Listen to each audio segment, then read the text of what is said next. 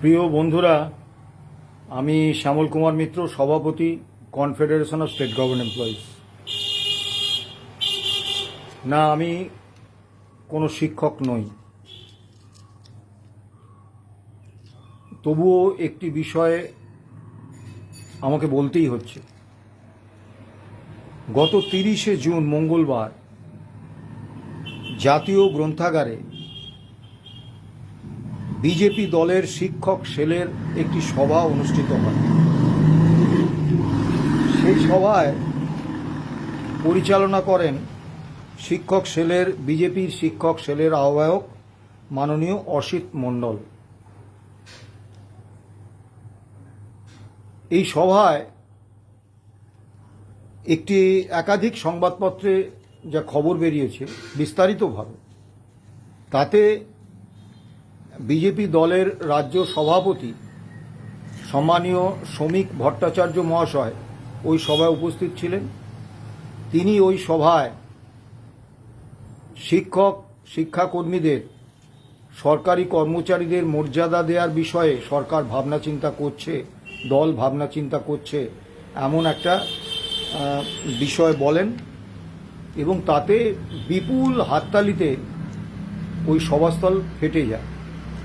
এবং ওই বিজেপির শিক্ষক সেলের যুগ্ম আহ্বায়ক পিন্টু পাড়ুই মাননীয় শ্রমিক ভট্টাচার্যের এই ঘোষণাকে স্বাগত জানান। মাননীয় শিক্ষক মশাইরা সরকার পোষিত এবং সরকারি সাহায্যপ্রাপ্ত স্কুলের শিক্ষক শিক্ষাকর্মীরা তাদের চাকুরিবিধি অনুসারী প্রকাশ্য রাজনীতি করতে পারেন, রাজনৈতিক দলে যোগ দিতে পারেন, জনপ্রতিনিধি নির্বাচনে অংশগ্রহণ করতে পারেন এবং যে কোনো দলীয় সভায় যেতে পারেন। এটা তাদের অধিকারের মধ্যে পড়ে, এ নিয়ে আমার কিছু বলার নেই। বিজেপির শিক্ষক সেলের নেতারা তাদের রাজ্য সভাপতি শ্রমিক ভট্টাচার্যকে এনে সভা করবেন, এতেও আপত্তির জায়গাটা নেই। কিন্তু একটি বিষয় খুব অবাক হলাম যে আমি যেসব সংবাদপত্রে এই খবরটি বেরিয়েছে বিস্তারিতভাবে খুঁটিয়ে খুঁটিয়ে পড়েছি, তারপর নিজস্ব সূত্রে ওই সভার বিভিন্ন খবর নেওয়ার চেষ্টা করেছি। তাতে দেখলাম ওই সভায় কিন্তু অন্যান্য গুরুত্বপূর্ণ বিষয়গুলো নিয়ে কোনো আলোচনা হয়নি। আলোচনাটা এবং যে প্রবল হাততালি এবং প্রবলভাবে সমর্থন করেছেন শিক্ষক সেলের অন্যান্য মাননীয় শিক্ষক শিক্ষিকা সদস্যরা, সেটা হচ্ছে যে শিক্ষক শিক্ষাকর্মীদের সরকারি কর্মচারীর মর্যাদা দেওয়ার বিষয়ে দল এবং সরকার চিন্তাভাবনা করছে। আচ্ছা, এই মুহূর্তে শিক্ষক শিক্ষাকর্মীদের কাছে সবথেকে বড় সমস্যাগুলো কি? বড় সমস্যা কি এটাই তারা সরকারি কর্মচারীর মর্যাদা পেলেন কি পেলেন না? 5ই ফেব্রুয়ারি 2026 মহামান্য সুপ্রিম কোর্ট সুনির্দিষ্টভাবে রায় দিয়েছেন all India consumer price index মেনে এপ্রিল 2008 থেকে ডিসেম্বর 2019 পর্যন্ত বকেয়া ডিএ সমস্ত রাজ্য কর্মীদের দিয়ে দিতে হবে। পূর্বতন সরকার এবং বর্তমান সরকার এখনো পর্যন্ত এই রায় সম্পূর্ণভাবে মানেননি। পূর্বতন সরকার এই রায় পার্সিয়াল কমপ্লায়েন্সের নামে পরিকল্পিতভাবে একটা বহুমাত্রিক জটিলতার আবর্তে এনে এটাকে ফেলেছেন এবং বর্তমান সরকারও সেই বহুমাত্রিক জটিলতা থেকে এই মামলার রায় কার্যকর করার প্রক্রিয়াটাকে বার করে আনার কোনো রকম প্রয়াস কিন্তু আজ পর্যন্ত নেননি। গত 1 জুন মাননীয় মুখ্যমন্ত্রীর সঙ্গে 4টি সংগঠনের বৈঠক হয়। সেই বৈঠকে আমি উপস্থিত ছিলাম। সেই বৈঠকে আমি সুনির্দিষ্টভাবে মাননীয় মুখ্যমন্ত্রীকে বলেছিলাম যে পূর্বতন সরকার পরিকল্পিতভাবে একটা বহুমাত্রিক জটিলতা তৈরি করে দিয়েছেন এই রায় কার্যকর করার ক্ষেত্রে। প্রথমত, যে হিসেবে দিয়েছেন সেই হিসেবটা পরিকল্পিতভাবে ভুল করেছেন এবং সেই ভুলটা কোন কোন জায়গায় করেছেন সেটা আমি মাননীয় মুখ্যমন্ত্রীর অনুমোদন নিয়ে ওই সভায় উপস্থিত আমার ঠিক বিপরীতে বসা, মুখ্যমন্ত্রীর কাছে বসা প্রভাত কুমার মিশ্র, মাননীয় additional chief secretary in charge of finance department, তাকে সুনির্দিষ্টভাবে বলেছি এবং বলেছি আপনি বলুন আমি এই যে 3টে ভুল আপনারা পরিকল্পিতভাবে পূর্বতন মুখ্যমন্ত্রীর নির্দেশে করে কর্মচারীদের প্রাপ্য থেকে 57% টাকা থেকে তাদের বঞ্চিত করেছেন, এটা সঠিক না ভুল? 1 নম্বর হচ্ছে রূপা 2009-এ পরিষ্কার পরিচ্ছন্নভাবে বলা আছে বেসিক পে, তার সঙ্গে গ্রেড পে, ডাক্তারবাবুদের ক্ষেত্রে এনপিএ মানে নন প্র্যাকটিসিং অ্যালাউন্স যোগ করে তার উপরে ডিএ ক্যালকুলেশন হবে। আপনারা ক্যালকুলেশন করেছেন শুধুমাত্র বেসিক পের উপরে, 1 পোস্ত বঞ্চিত করেছেন কর্মচারীদের। কোথায় আপনারা শুধু বেসিক পের উপর ডিএ গণনা করার এই সূত্রটা পেলেন? দ্বিতীয়, সকলেই জানে 1982 সালে 100 পয়েন্ট ধরে 1/4/2008-এ all India consumer price index হচ্ছে 536 পয়েন্ট, আপনারা সেটাকে 605 পয়েন্ট করেছেন। এই তথ্যটা আপনারা কোথায় পেয়েছেন? 3 নম্বর হচ্ছে রূপা 2009-এ অত্যন্ত সুনির্দিষ্টভাবে বলা আছে এবং সুপ্রিম কোর্টের রায়ে পরিষ্কারভাবে বলা আছে all India consumer price index মেনেই কিন্তু এপ্রিল 2008 থেকে ডিসেম্বর 2019 পর্যন্ত ডিএ ক্যালকুলেশন করতে হবে। আপনারা তা না করে একটা কল্পিত সিপিআই অর্থাৎ রাজ্যভিত্তিক সিপিআই আপনারা উপস্থাপিত করেছেন এবং তার ভিত্তিতে প্রত্যেকটি স্তরে অল ইন্ডিয়া কনজিউমার প্রাইস ইন্ডেক্সের থেকে কম শতাংশে হিসেব করেছেন। উদাহরণ হিসেবে আমি বলেছিলাম যে 1/1/2016-তে all India consumer price index অনুসারে প্রাপ্য ডিএ হচ্ছে 125%, আপনারা বলেছেন হিসেব করেছেন 100%। এরকম প্রতিটি ধাপে আপনারা ভুল হিসেব করেছেন একেবারে পরিকল্পিতভাবে। তো এই ভুলটা আপনারা সংশোধন করুন। এবং অর্থ সচিব এই 3টে বক্তব্যের একটারও পাল্টা কোনো বক্তব্য কিন্তু হাজির করতে পারেননি। আমি সুনির্দিষ্টভাবে বলেছি রাজ্যভিত্তিক কোনো কনজিউমার প্রাইস ইন্ডেক্সের কোনো অস্তিত্ব নেই। এটা আপনারা আদালতেও স্বীকার করেছেন, সুপ্রিম কোর্টে, হাইকোর্টে, স্যাটে। আজকে কেন সেই কল্পিত সিপিআইকে আনছেন? তিনি কিন্তু কোনো উত্তর দিতে পারেননি।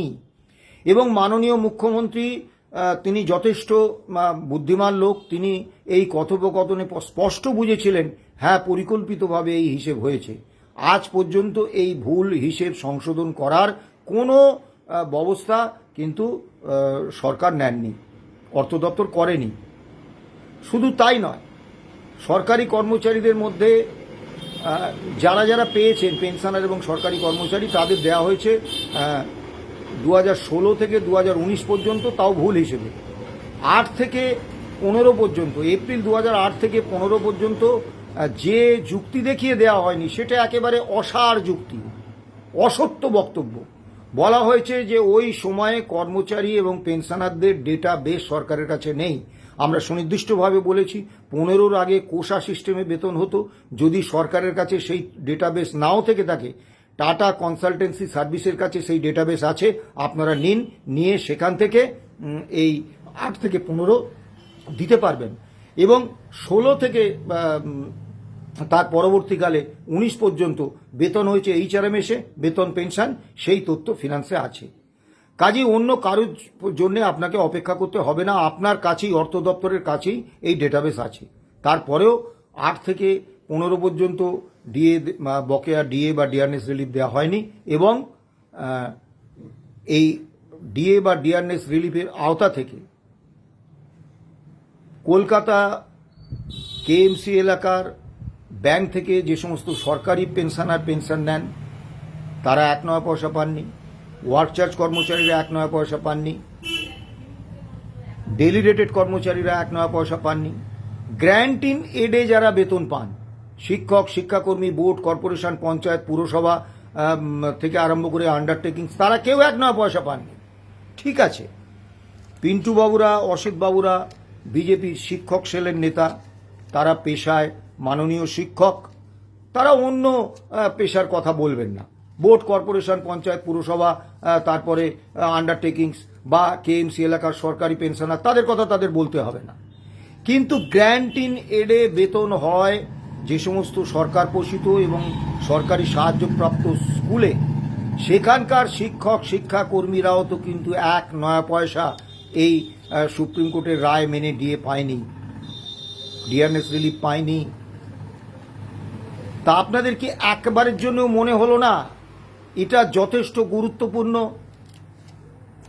আমরা confederation of state government employees মূল মামলাকারী সংগঠন, কিন্তু আমাদের কতগুলো সীমাবদ্ধতা আছে। আমরা সাংগঠনিক নীতি এবং আদর্শ মেনে কোনো রাজনৈতিক দলের নেতা বা নেত্রীর সঙ্গে বৈঠক করি না। রাজনৈতিক দলের নেতা বা নেত্রীকে আমাদের কোনো দাবিদার কথা জানাই না। আমরা যা জানাই সেটা সরাসরি সরকারের কাছে। কাজে আমরা বিজেপির রাজ্য সভাপতির কাছে গিয়ে আমাদের বক্তব্য তুলে ধরতে পারবো না। আমরা যেটা তুলে ধরবো মাননীয় মুখ্যমন্ত্রীর কাছে তুলে ধরেছি, আবার যদি তার সঙ্গে বৈঠকের সুযোগ পাই তার কাছে তুলে ধরবো, এবং অর্থ দপ্তরে আমরা একের পর এক অর্থ দপ্তর মুখ্য সচিবকে আমরা চিঠি দিয়ে যাচ্ছি। কিন্তু আপনাদের এই বিপুল সুযোগ ছিল। আপনাদের সঙ্গে বিজেপির রাজ্য সভাপতি সম্মানীয় শ্রমিক ভট্টাচার্য মশাই সভা করেছেন, এবং যে রাজনৈতিক দলের নেতৃত্বে সরকার চলছে সেই রাজনৈতিক দলের সর্বোচ্চ নেতৃত্ব যিনি পশ্চিমবাংলায় বিজেপির রাজ্য সভাপতি, তার মতামতের একটা বিপুল গুরুত্ব আছে সরকারে। তা আপনারা এত বড় সুযোগ পেলেন, আপনারাও তো কেউ, পিন্টু পাড়ুই ভাই বা অসিত মণ্ডল ভাই, আপনারাও তো কেউ 1 নয়া পয়সা সুপ্রিম কোর্টের রায় মেনে বকেয়া ডিএ আজ পর্যন্ত পাননি। আপনাদের যে সহকর্মী শিক্ষক শিক্ষাকর্মীরা বা আপনাদের ওই পেশা থেকে যারা অবসর নিয়েছেন, অবসরপ্রাপ্ত শিক্ষক শিক্ষাকর্মীরা, তারাও তো কেউ 1 নয়া পয়সা পাননি। আপনাদেরও তো যারা শিক্ষক শিক্ষাকর্মী হিসেবে অবসর নিয়ে আজকে পেনশনার, তাদের মধ্যে অসংখ্য মানুষ তারা তো খুব সামান্য টাকা পেনশন পান। তাদের তো এই বিশাল দ্রব্যমূল্যের বাজারে তারা দুটো ডাল ভাত খাওয়া দুবেলা তো দূরস্থ, ওষুধপত্র কিনতে কিনতেই মানে ঘটি বাড়ি বিক্রি করেন। তাদের মুখটা একবার আপনাদের মনে পড়লো না? আপনাদের একবার মনে পড়লো না যে এরকম অবসরপ্রাপ্ত অনেক শিক্ষক শিক্ষাকর্মী রয়েছেন যাদের বয়স 90, 92, 94, 96, তারা ওপারে যাওয়ার অপেক্ষায় রয়েছেন। তারা প্রতিদিন অপেক্ষা করছেন, দিন গুনছেন কবে মহামান্য সুপ্রিম কোর্টের রায় মেনে সরকার এই নির্দেশটা কার্যকর করবে এবং তাদের ব্যাংক অ্যাকাউন্টে ওই 8 থেকে 19 ডিএটা বা ডিআরএস রিলিফটা যাবে। এটা তো তারা দয়া চাইছেন না কারুর থেকে দান চাইছেন না, কারুর থেকে অনুকম্পা চাইছেন না, কোনো পারকুইজিট চাইছেন না, কোনো অনুগ্রহ ভিক্ষা করছেন না। এটা তাদের অধিকার।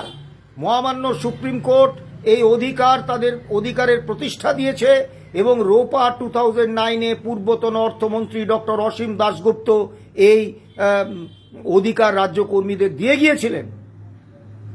ঠিক আছে, ধরে নিলাম কেএমসি এলাকার যে পেনশনাররা পায়নি, সরকারি পেনশনাররা, আপনাদের মাথা ব্যথা নেই, ভালো কথা। বোর্ড, কর্পোরেশন, পঞ্চায়েত, পুরসভা, তারপরে আন্ডারটেকিংস, এদের ব্যাপারেও আপনাদের কোনো মাথা ব্যথা নেই, মেনে নিলাম। কিন্তু শিক্ষক শিক্ষাকর্মী এবং অবসরপ্রাপ্ত শিক্ষক শিক্ষাকর্মী তারাও তো 1 নয়া পয়সা পায়নি। তা আপনাদের একবার মনে হলো না? আপনারা তো শিক্ষক, শিক্ষিত মানুষ, আপনারা তো জানেন যে রাজ্য বাজেটে 22শে জুন যে বাজেট প্রস্তাব পেশ হয়েছে, সেই বাজেট প্রস্তাবে সুপ্রিম কোর্টের রায় মেনে বকেয়া ডিএ বা ডিআরএস রিলিফ দেওয়ার জন্য 1 নয়া পয়সার সংস্থান রাখা হয়নি। সরকার সুপ্রিম কোর্টে বলেছিলেন এই রায় কার্যকর করতে 41,770 কোটি টাকা লাগবে। পূর্বতন সরকার খরচ করে গিয়েছিলেন 6,600 কোটি টাকা, মানে এখনো পর্যন্ত 35,170 কোটি টাকা লাগবে সুপ্রিম কোর্টের রায় কার্যকর করে সমস্ত উপভোক্তা যারা, অর্থাৎ সরকারি কর্মচারী, পেনশনার, গ্র্যান্ট ইন এডে বেতন প্রাপক পেনশনার, কর্মচারী, তাদের সকলের দিতে 35,170 কোটি টাকা লাগবে। আপনারা তো শিক্ষক মশাই, শিক্ষিত মানুষ, আপনারা তো জানেন যে বাজেটে সংস্থান না থাকলে মাননীয় মুখ্যমন্ত্রী বা মাননীয় অর্থমন্ত্রী তাদের পকেট থেকে এই 35,170 কোটি টাকা দেবেন না। কাজেই বাজেট প্রস্তাবে কিন্তু এই 35,170 কোটি টাকার কোনো সংস্থান নেই। ফলে যদি নূতনভাবে বাজেট প্রস্তাব পাশ হওয়ার আগে পর্যন্ত সময় আছে, যদি সরকার নূতনভাবে এই টাকার সংস্থান বাজেটে রাখেন, তবেই আপনারা রায় মেনে বকেয়া ডিএ বা ডিআরএস রিলিফ পেতে পারেন। যদি তা না করা হয়, অর্থাৎ এই 35,170 কোটি টাকার যদি সংস্থান রাখা না হয় তাহলে আগামী 31শে মার্চ 2027 অর্থাৎ এই অর্থবর্ষ 26-27 অর্থবর্ষের শেষ দিন পর্যন্ত সরকার অন্তত আপনাদের ডিয়ারনেস বকেয়া ডিয়ারনেস রিলিফ বা ডিয়ারনেস অ্যালাউন্স দেওয়ার ব্যাপারে কোনো চিন্তা ভাবনা করছেন না। সুপ্রিম কোর্টে কি হবে সেটা ভিন্ন বিষয়, কিন্তু সরকার কোনো চিন্তা ভাবনা করছেন না। আপনারা তো এগুলো জানেন। তা আপনাদের তো বিরাট সুযোগ ছিল। আপনারা শ্রমিক ভট্টাচার্যের মতো এরকম একজন সর্বোচ্চ নেতা বিজেপির, সরকার যে দলের তার সর্বোচ্চ নেতার আপনারা সঙ্গে বৈঠক করেছেন, এই সুযোগটাকে আপনারা কাজে লাগালেন না। আপনারা একবার তার কানে এই বিষয়টা তুলে দিলেন না, বললেন না যে আমরা শিক্ষক শিক্ষাকর্মীরা এইভাবে বঞ্চিত। 20% ডিএ দেওয়া হয়েছে 31শে অক্টোবর থেকে, পয়লা অক্টোবর থেকে, অর্থাৎ নভেম্বরে পাবেন। একইভাবে আমরা মুখ্যমন্ত্রীকে বলেছিলাম, আমি নিজে বলেছিলাম যে আপনি 42% বকেয়া ডিএ কবে দিলেন, এর থেকেও গুরুত্বপূর্ণ বিষয় হচ্ছে আপনি ডিএটা কিভাবে দিলেন। যদি all India consumer price index মেনে বছরে দুবার ডিএ দেওয়ার যে সংস্থান পূর্বতন অর্থমন্ত্রী ডক্টর অসীম দাশগুপ্ত রূপা 2009-এ রেখে গিয়েছিলেন, সেই সংস্থান রেখে যদি কোনো স্ট্যান্ডিং অর্ডার অর্থ দপ্তর না করে তাহলে ডিএ বঞ্চনা চলতেই থাকবে। কারণ এই 42% বকেয়া ডিএতেই ডিএ শেষ হয়ে গেল না। প্রতি 6 মাস অন্তর কেন্দ্রীয় এবং অন্যান্য রাজ্য কর্মীরা all India consumer price index মেনে এক কিস্তি করে ডিএ পেয়ে যাবেন। যদি নির্দিষ্ট অর্ডার না থাকে, স্ট্যান্ডিং অর্ডার না থাকে, আপনার সদিচ্ছার উপর নির্ভর করে, তাহলে কিন্তু কি হতে পারে তার সর্বনাশা ফল আমরা গত 15 বছরে দেখেছি। কিন্তু সেই স্ট্যান্ডিং অর্ডার করা হয়নি। শুধু তাই নয়, এই পয়লা অক্টোবর এবং 20% কে ঠিক করে দিলেন? কোনো ফর্মুলা অনুসারে নয়, মাননীয় মুখ্যমন্ত্রী বা মাননীয় অর্থমন্ত্রী তাদের সদিচ্ছা থেকে। এখন এই সদিচ্ছার আয়ুষ্কালটা বড় সীমিত হয়, আমরা দীর্ঘদিনের অভিজ্ঞতায় দেখেছি। যদি স্ট্যান্ডিং অর্ডার না থাকে তাহলে ডিএ বঞ্চনা চলবে। পূর্বতন সরকার যেভাবে খামখেয়ালি খুশি মতো ওই 18% ডিএ দিয়েছিলেন, কখনো চিরকুটে, কখনো কোথাও ট্রেডমিলে হাঁটতে হাঁটতে, তাহলে আজকেও তো সরকার তাদের ইচ্ছে মতো একটা 20% ডিএ ঘোষণা করে দিলেন ওই অক্টোবর থেকে, আপনারা নভেম্বরে পাবেন। তাহলে পার্থক্যটা কি রইল? আপনারা একবারের জন্য শ্রমিক ভট্টাচার্যের কানে এই কথাটা তুলে দিতে পারলেন না যে আমরা দীর্ঘদিন ধরে দাবি করে আসছি ডিএর একটা স্ট্যান্ডিং অর্ডার করতে হবে। প্রাথমিক শিক্ষকরা, প্রথম থেকে অষ্টম শ্রেণী পর্যন্ত যে প্রাথমিক শিক্ষকরা পড়ান, তারা আজকে ভয়ঙ্কর বিপদে। আপনাদের জানা নেই? আমি জানি না এই পিন্টু পাড়ুইবাবু বা অসিত মণ্ডলবাবু তারা প্রাথমিক স্কুলের শিক্ষক মশাই না মাধ্যমিক উচ্চ মাধ্যমিক স্কুলের শিক্ষক মশাই। যদি তারা প্রাথমিক বা উচ্চ প্রাথমিক স্কুলের শিক্ষক মশাই হয়ে থাকেন, তাহলে তারা তো এটা মর্মে মর্মে উপলব্ধি করছেন যে মহামান্য সুপ্রিম কোর্ট রায় দিয়েছেন যে প্রত্যেক প্রথম থেকে অষ্টম শ্রেণী পর্যন্ত যে সমস্ত প্রাথমিক এবং উচ্চ প্রাথমিক শিক্ষক পঠন পাঠনের কাজে নিযুক্ত আছেন তাদের প্রত্যেককে টেট পাস করতেই হবে। যাদের 5 বছর বা তার কম চাকরি আছে তাদের টেট না পাস করলেও চলবে, কিন্তু সেক্ষেত্রে তাদের ওই 5 বছর তারা কোনো পদোন্নতি পাবেন না। অর্থাৎ শেষ জীবনে যদি একটা পদোন্নতি পেয়ে তার পেনশনারি বেনিফিট কিছু বাড়ত, সেই সুযোগটাও শেষ হয়ে গেল। আর 5 বছরের বা তার বেশি যাদের চাকরি আছে তাদের প্রত্যেককে টেট পাস করতে হবে। কোথাও তো বলা হয়নি যে মাননীয় বিচারপতিদের আবার জুডিশিয়াল সার্ভিসের পরীক্ষা দিয়ে তাদের যোগ্যতা প্রমাণ করতে হবে, ডাক্তারবাবুদের আবার এমবিবিএস পরীক্ষা দিয়ে তাদের যোগ্যতা প্রমাণ করতে হবে, বা সরকারি কর্মচারীদের তাদের আবার পিএসসি দিয়ে তাদের যোগ্যতা প্রমাণ করতে হবে। শুধু প্রাথমিক স্কুলের শিক্ষকদের ক্ষেত্রে এই আদেশ কেন? তা আপনারা এই বিষয়ে কোনো আলোচনা করার অবকাশ পেলেন না? আপনারা যদি প্রাথমিক স্কুলের শিক্ষক হয়ে থাকেন, উচ্চ প্রাথমিক স্কুলের শিক্ষক হয়ে থাকেন, আপনারা তো এর দ্বারা এফেক্টেড। আপনারা তো আপনার সহকর্মীদের যন্ত্রণার কথাটা আমাদের থেকে অনেক বেশি জানেন। আপনারা একবারের জন্য শ্রমিক ভট্টাচার্যের কানে এই কথাটা তুলতে পারলেন না যে টেট নিয়ে রাজ্য সরকার একটা বাস্তবোচিত অবস্থান নিন, উচ্চ প্রাথমিক এবং প্রাথমিক স্তরের শিক্ষকদের এই চরম অনিশ্চয়তার হাত থেকে বাঁচান। এই বয়সে এতদিন সাধারণ প্রতিযোগিতামূলক পরীক্ষা দেওয়ার পড়াশোনা থেকে বহু দূরে যে শিক্ষকরা রয়েছেন, তারা হঠাৎ করে তাদের যদি টেট পাশ করতে বলা যায়, কতজন পাশ করবেন? আর টেট পাশ করতে না পারলে তাদের চাকরিটা থাকবে না। এই অনিশ্চয়তার মধ্যে থেকে তারা ছাত্রছাত্রীদের কি পড়াবেন? নিজের চাকরির নিরাপত্তাটাই যদি না থাকে, অনিশ্চয়তার মধ্যে থাকতে হয় যে টেট পাস না করলে আমার কাজটা চলে যাবে, আমার চাকরিটা চলে যাবে, এই রকম একটা মানসিক দুশ্চিন্তা নিয়ে তারা কিভাবে ছাত্রদের পড়াবেন? পিন্টুবাবু, অসিতবাবু, আপনারা কি জানেন উচ্চ মাধ্যমিক স্তর পর্যন্ত শিক্ষক শিক্ষাকর্মীদের 3,98,150টি পদ শূন্য। উচ্চ মাধ্যমিক পরবর্তী স্তরে অনুমোদিত পদের 60 থেকে 70% পদ শূন্য। রাজ্যে গত 15 বছরে 15,000 স্কুল বন্ধ হয়ে গেছে। 5,000 এমন স্কুল রয়েছে যেখানে পড়ুয়া 30 জনেরও কম। সেই স্কুলগুলো সরকার বন্ধ করে দেবেন। নতুন সরকার 61টা আইটিআইকে বেসরকারি হাতে তুলে দিচ্ছেন, সরকারি আইটিআই। আপনারা জানেন এগুলো? আপনারা কি জানেন যে কার্যত শিক্ষা ব্যবস্থাটা শিক্ষক শিক্ষাকর্মীর অভাবে একেবারে কোমায় চলে গেছে? এই অবস্থা থেকে শিক্ষাক্ষেত্রকে বার করে আনতে হবে। এগুলো সম্পর্কে মাননীয় শ্রমিক ভট্টাচার্য মহাশয়কে অবগত করানোর একটা দায়িত্ব, একটা দায় আপনাদের ছিল না? আমি জানি না আপনারা কি ভেবে এই সমস্ত বিষয়গুলো তুললেন না। আপনাদের কি এই সুপ্রিম কোর্টের রায় মেনে 8 থেকে 19 পর্যন্ত বকেয়া ডিএ বা ডিয়ারনেস রিলিফ পাওয়ার কোনো প্রয়োজন নেই? যদি আপনাদের প্রয়োজন না থেকে থাকে, শিক্ষক শিক্ষাকর্মী সমাজের তো আছে। আপনারা যখন এত বড় সুযোগটা পেলেন, এই সুযোগটা আপনারা কাজে লাগালেন না? বড় অবাক লাগছে। বক্তব্য দীর্ঘায়িত করব না। আগামী 22শে জুলাই মহামান্য সুপ্রিম কোর্টে মামলা আছে। আমি জানি না সেদিন মামলার কোনো হিয়ারিং হবে কিনা, বা আবার একটা তারিখ পড়বে কিনা, হিয়ারিং হলে তার ফল কি হবে।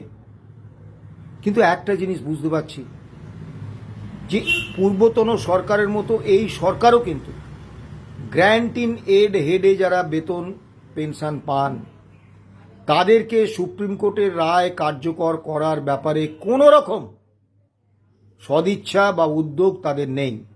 যদি থাকতো তারা বাজেটে ওই 35,170 কোটি টাকার সংস্থান রাখতেন। তারা চূড়ান্ত অনিশ্চয়তার মধ্যে আছেন। আমি জানি না, যদিও সুপ্রিম কোর্টের রায় অনুসারে তাদের এই বকেয়া পাওয়ার আইনি অধিকার রয়েছে, কারণ যে রোপা 2009-এর উপর আমরা মামলা করেছিলাম, সেই রোপা 2009-এর 25 নম্বর পাতায় সুনির্দিষ্টভাবে বলা আছে রাজ্য সরকারি কর্মচারী এবং পেনশনাররা ঠিক যেভাবে যে শতাংশে যেদিন থেকে ডিএ বা ডিআরনেস রিলিফ পাবেন, সেই একই দিন থেকে একই হারে গ্র্যান্ট ইন হেডে যারা বেতন পান, শিক্ষক শিক্ষাকর্মী, বোর্ড, কর্পোরেশন, পঞ্চায়েত, পুরসভা, আন্ডারটেকিংস, তারাও পাবেন। আবার মহামান্য সুপ্রিম কোর্টে সরকার যখন 41,770 কোটি টাকার হিসেব দাখিল করেছিলেন, সেখানে কিন্তু তারা রাজ্য সরকারি কর্মচারী এবং পেনশনার এবং গ্র্যান্ট ইন এইড হেডে কর্মরত যে সমস্ত পেনশনার বা কর্মচারী, তাদের কথাটা, তাদের জন্য খরচটাও আলাদাভাবে লিখেছিলেন। অর্থাৎ সুপ্রিম কোর্টে রাজ্য সরকার ইতিমধ্যেই স্বীকার করে নিয়েছেন যে এই ডিএ মামলার রায়ের অন্যতম উপভোক্তা হচ্ছে গ্র্যান্ট ইন এড হেডে যারা বেতন পেনশন পান, অর্থাৎ বোর্ড, কর্পোরেশন, পঞ্চায়েত, পুরসভা, শিক্ষক শিক্ষাকর্মী ইত্যাদি। এবং রাজ্য সরকার, বর্তমান রাজ্য সরকার যে 20% ডিএর ঘোষণা করেছেন, সেটাও কিন্তু ওই থেকে শিক্ষক শিক্ষাকর্মী বোর্ড কর্পোরেশন পঞ্চায়েত পুরসভা সকলের জন্য। কাজেই এইটা কিন্তু শিক্ষক শিক্ষাকর্মীদের কেউ দয়া করছে না, এটা তাদের অধিকার। এই অধিকারটা প্রতিষ্ঠা করছেন না সরকার। তা আপনি একবার একটু নরম স্বরে হলেও শ্রমিক ভট্টাচার্যকে আপনারা বলতে পারলেন না? বড় কষ্ট পেলাম পিন্টুবাবু। আপনাকে আমি ব্যক্তিগতভাবে চিনি, আপনার যদি স্মৃতিতে থাকে সুপ্রিম কোর্টে একাধিকবার আপনার সঙ্গে দেখা হয়েছে, বোধহয় আপনার সঙ্গে একাধিক ছবিও আমার আছে। আমি কিন্তু আপনাদের থেকে এটা আশা করি, কারণ আমরা যখন মুখ্যমন্ত্রীর সঙ্গে বৈঠকের সুযোগ পেয়েছিলাম, আপনি আরও যে সংগঠনগুলো ছিল আপনি খোঁজ নিয়ে দেখবেন, আমি কিন্তু সকলের কথা বলেছি। সেই পঞ্চায়েতে 600 টাকা বেতনের যে ট্যাক্স কালেক্টর তার কথা যেমন বলেছি, মিড ডে মিল ওয়ার্কারের কথা যেমন বলেছি, জীবিকা সেবকরা 9 বছর ধরে বেতন পাচ্ছে না তাদের কথা যেমন বলেছি, বিভিন্ন পুরসভায় চুক্তিভিত্তিক কর্মীরা দীর্ঘদিন ধরে বেতন পাচ্ছেন না তাদের কথা যেমন বলেছি, বহু পুরসভায় রিটায়ারমেন্টের পরে রিটায়ারমেন্ট বেনিফিট তারা পাচ্ছেন না তাদের কথা যেমন বলেছি, ঠিক তেমনি একইভাবে গুরুত্ব দিয়ে গ্র্যান্ট ইন এইড হেডে যারা বেতন পান, বোর্ড কর্পোরেশন পঞ্চায়েত পুরসভার শিক্ষক শিক্ষাকর্মী, তাদের এই যে সুপ্রিম কোর্টের রায় মেনে ডিএ বা ডিআরনেস রিলিফ তারা পাননি, তাদের দেওয়ার ব্যবস্থাটা ত্বরান্বিত করার আবেদনও কিন্তু আমি মুখ্যমন্ত্রীর কাছে রেখেছি। তা আপনাদের, আমার তো এই সুযোগ নেই, কারণ আমার সংগঠন আমাকে কোনো রাজনৈতিক দলের নেতা বা নেত্রীর সঙ্গে কর্মচারীদের কোনো বিষয় নিয়ে আলোচনা করার কোনো অধিকার দেয়নি। কিন্তু আপনাদের তো এই বিরাট সুযোগটা ছিল। এরপরে আসি যে শিক্ষক শিক্ষাকর্মীদের সরকারি কর্মচারীর মর্যাদা দেওয়া। যেসব শিক্ষক শিক্ষাকর্মী সরকারি স্কুল কলেজে পড়ান তারা সরকারি কর্মচারী, বাকি যারা সরকার পোষিত এবং সরকারি সাহায্যপ্রাপ্ত স্কুলের শিক্ষক শিক্ষাকর্মী তারা সরকারি কর্মচারী নন। তাদের সরকারি কর্মচারীদের করে দেওয়ার প্রস্তাবে আপনারা দুহাত তুলে আশীর্বাদ করেছেন, হর্ষধ্বনি করেছেন এবং হাততালি দিয়েছেন, সোৎসাহে প্রস্তাবকে সমর্থন করেছেন। আমি জানি না বিজেপির শিক্ষা সেল পশ্চিমবাংলায় যে অসংখ্য শিক্ষক শিক্ষাকর্মী রয়েছেন তাদের কতজনের প্রতিনিধিত্ব করেন আমি জানি না। আপনারা কি এই প্রস্তাবের সমর্থনটা শিক্ষক সমাজের সঙ্গে আলোচনা করে দিয়েছেন? সরকারি কর্মচারীর মর্যাদা তো নেবেন। সরকারি কর্মচারীদের কি করতে হয় জানেন? আজকেও সরকারি কর্মচারী বলে সার্ভিস রুলসে কোনো শব্দ নেই। আমরা যে সার্ভিস রুলস অনুসারে পরিচালিত হই তাতে আমাদের স্ট্যাটাস হচ্ছে গভর্নমেন্ট সার্ভেন্ট। আমাদের 24 ঘন্টা সরকারের দাসত্ব করতে আমরা দায়বদ্ধ না বলতে পারবো না। এমনকি আমাদের বাড়িতে কোনো আত্মীয় পরিজন অসুস্থ হলে, মৃত্যু হলে সরকার যদি আমাদের ছুটি না দেন আমাদের কিছু করার নেই। এবং WBSR অনুসারে আমাদের পরিচালিত হতে হয়। আমরা কোনো রাজনৈতিক বিষয়ে, কোনো সরকারের সমালোচনামূলক বিষয়ে কোনো কথা বলতে পারি না। আমরা কোনো রাজনৈতিক দলের সদস্য হতে পারি না, জনপ্রতিনিধি নির্বাচনে অংশগ্রহণ করতে পারি না, কোনো রাজনৈতিক দলের সভায় সমিতিতে যেতে পারি না। এগুলো করলে আমাদের চাকরি যাবে। তা আপনারা কি শিক্ষক সমাজের সঙ্গে কথা বলে নিয়েছিলেন যে তারা নিজেরা সরকারি কর্মচারীর মর্যাদা নিয়ে এই যে একটা বেড়ি, এই যে নিয়মের বেড়িতে নিজের গণতান্ত্রিক এবং ট্রেড ইউনিয়ন আর রাজনৈতিক অধিকারটাকে বলি দেওয়া, এটাকে তারা কতটা সমর্থন করবেন? স্বাধীনতাহীনতায় কে বাঁচিতে চায় হে, কে বাঁচিতে চায়। প্রত্যেকেই তার স্বাধীনতাটাকে সব থেকে বেশি গুরুত্ব দেয়। কাজী পিন্টুবাবু আর ওই অসিতবাবু, আপনাদের প্রতি পূর্ণ সম্মান রেখেই বলছি, আপনারা শিক্ষক সমাজে বিস্তারিতভাবে আলোচনা করুন। কারণ আপনারা সরকারি কর্মীর মর্যাদা না পেলেও যে ট্রেড ইউনিয়ন, গণতান্ত্রিক এবং রাজনৈতিক অধিকার আপনারা ভোগ করেন সেটা কিন্তু কম বিষয় নয়। আপনারা রাজনীতি করতে পারেন, রাজনৈতিক দলের অংশ হতে পারেন, যে কোনো স্কুল কমিটি থেকে আরম্ভ করে যে কোনো স্বশাসিত সংস্থার নির্বাচনে অংশগ্রহণ করতে পারেন, রাজনৈতিক বক্তব্য রাখতে পারেন, জনপ্রতিনিধি নির্বাচনে অংশগ্রহণ করতে পারেন, এবং আপনাদের চাকরিটা কিন্তু 24 ঘন্টা নয়। আপনারা কিন্তু 24 ঘন্টার জন্য সরকারের কৃতদাসত্ব করতে আপনারা বাধ্য নন আপনাদের সার্ভিস রুলস অনুসারে। কাজেই এই প্রস্তাবেও দুহাত তুলে নৃত্য করার আগে আপনারা দয়া করে শিক্ষক শিক্ষাকর্মী সমাজের সঙ্গে একটু আলোচনা করে নেবেন। তারা যদি সবাই চান, নিশ্চয়ই আপনারা সরকারি কর্মচারী হবেন, কিন্তু তাদের কজন চান, কজন এই স্বাধীনতার অধিকারটা হারিয়ে সরকারি কর্মচারীর মর্যাদা নিতে চাইবেন, এটাও কিন্তু ভাবার বিষয়। পরিশেষে বলবো, আপনারা যারা যে ফোরামে সুযোগ পাবেন, অন্তত সরকারের কাছে এই চাপটা তৈরি করুন যে মহামান্য সুপ্রিম কোর্টের রায় মেনে 8 থেকে 19 পর্যন্ত বকেয়া DA, dearness relief all India consumer price index মেনে দিতে হবে। চাপ তৈরি না করলে, আপনারা সমস্ত ফোরামে না বললে হবে না। পিন্টু বাবুরা এত বড় একটা ফোরাম নষ্ট করেছেন। আমি আশা করব আগামী দিনে এই রকম সুযোগ পেলে আপনারা সেই সুযোগের পূর্ণ সদ্ব্যবহার করবেন। কর্মচারী ঐক্য জিন্দাবাদ। ভালো থাকবেন, সুস্থ থাকবেন।